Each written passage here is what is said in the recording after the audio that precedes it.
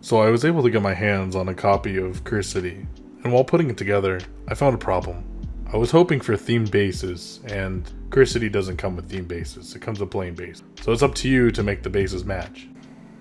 With a game like Curse City, you're going to want something to tie the characters together, something to get you more immersed in the game, and being a more of an RPG kind of game, it's more exciting if you get more involved. And luckily for me, I've had this technique for years and years now. Actually, when I first started the hobby, I bought the products needed for this technique. I just never got around to doing it.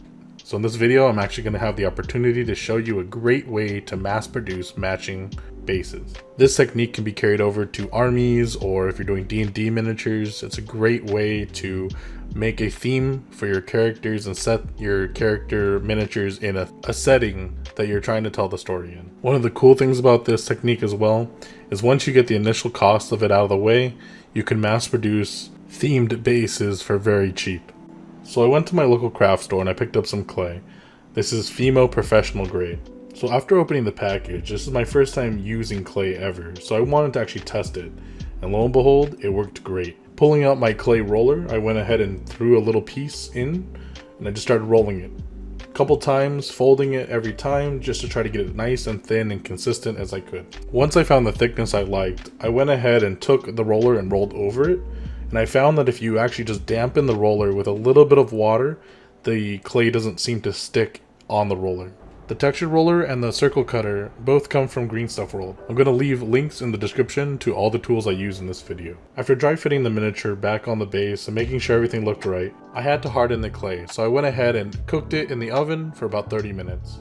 After that, I super glued the base to the disc and I went ahead and started the painting process. I went ahead and off camera, I primed the base, Mechanicus Standard Gray, which is just a Citadel fast spray paint, but any gray really would work. Then I went ahead and just washed it heavily with some null oil, also from Citadel. And after that, I went ahead and took some brown wash, happens to also be from Citadel. I got some Agrax Earthshade and I went ahead and just muddied up and dirtied just random stones in the pavement. This is just a fast, easy trick I learned early on in my painting career to make things more exciting to look at. After both of those paints have thoroughly dried, I went ahead and took a dry brushing of a lighter gray and I went ahead and hit just the raised edges and the edge of the whole base.